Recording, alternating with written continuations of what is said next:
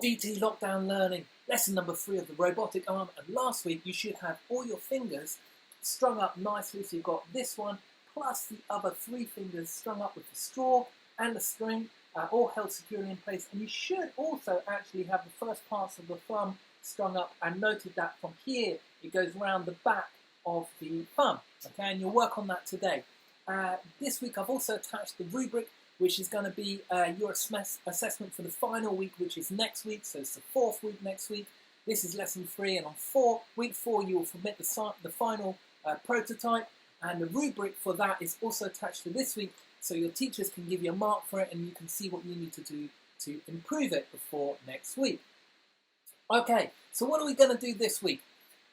You are going to, number 1, make the hand support. That is the part that goes here that your hand can go through, or your 4 fingers can go through. So hopefully you have made this part here wide enough so that your 4 fingers can go through, and there's a bit of space on the side to attach a bit of card like this. Okay, so it should be able to be wide enough like that so it can kind of go through and bend up and across. And you'll see in the picture which I've added there how I want you to do that and how I want you to cut that. Now if you haven't made this wide enough, there is a chance for you to, before you do that, to kind of stick on a piece of card to make it wider, alright, so that you can stick that bit of card on and then you can attach your hand support to that. So that's one option for you. Another option might be changing it so that it kind of comes across and attaches round like that, that way. That's another option, but I think probably not as good because you'll lose a bit of strength.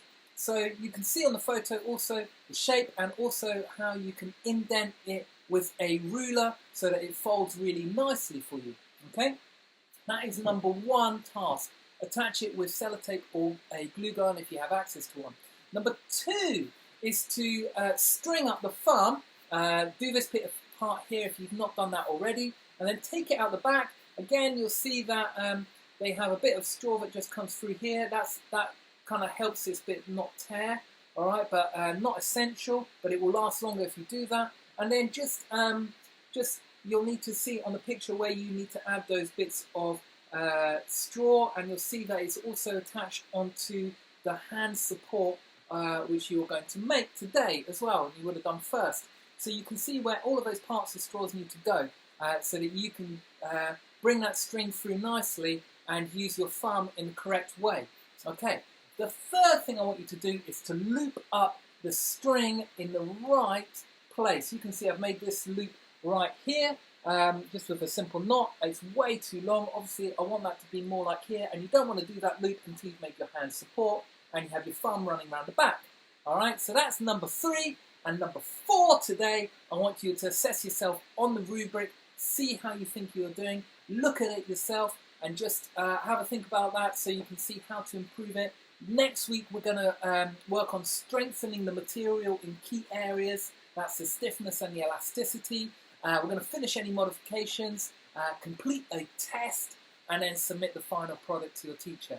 Alright, hopefully though this week you will be able to, 1, make the card support for your hand. Number 2, string up the thumb so it goes round the back, comes through, and so your thumb can hold on to it. Add a loop to every single finger and thumb so that you should be able to, by the end of this lesson, have the hand fully functioning. Have fun, enjoy DT Lockdown Learning.